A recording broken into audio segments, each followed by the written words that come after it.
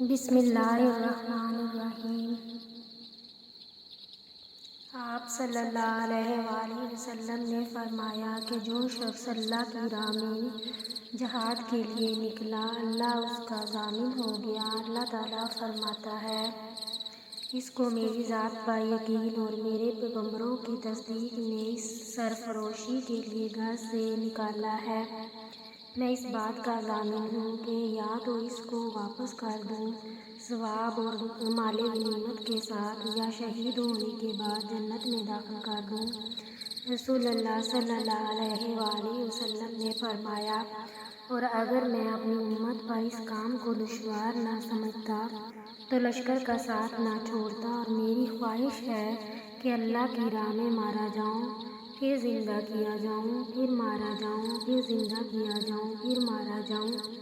صحیح بخاری، حدیث نمبر 36۔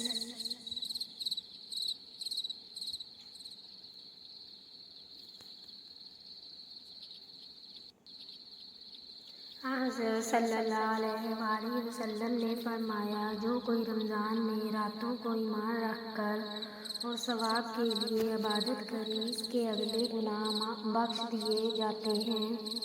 صحیح بخاری، حدیث نمبر 37۔ حضرت صلی اللہ علیہ وسلم نے فرمایا، جس نے رمضان کے روزے ایمان اور خالص نیت کے ساتھ رکھے، اس کے پچھلے گناہ بخش دیے گئے۔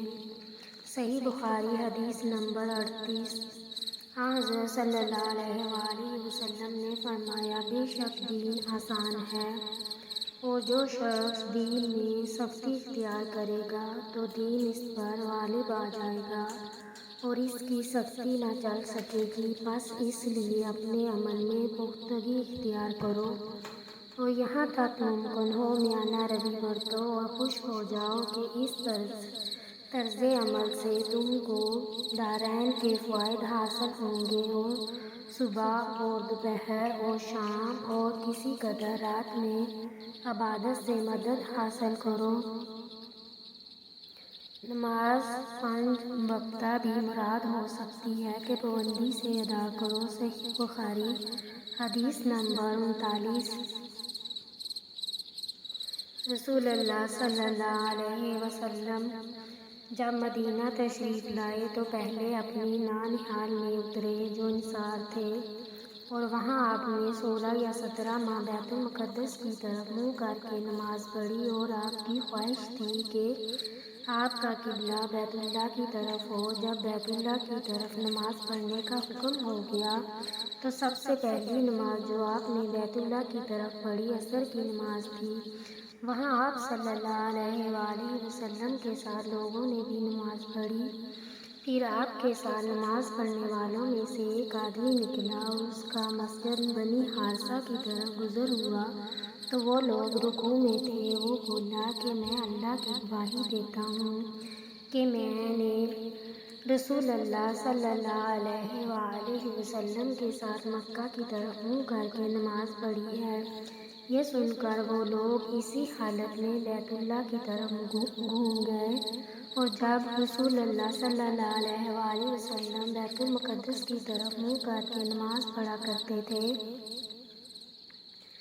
یہود اور عیسائی خوش ہوئے تھے، مگر جب آپ صلی اللہ علیہ وآلہ وسلم نے بیت اللہ کی طرف منہ پھیر لیا تو انہیں یہ امر ناگوار ہوا۔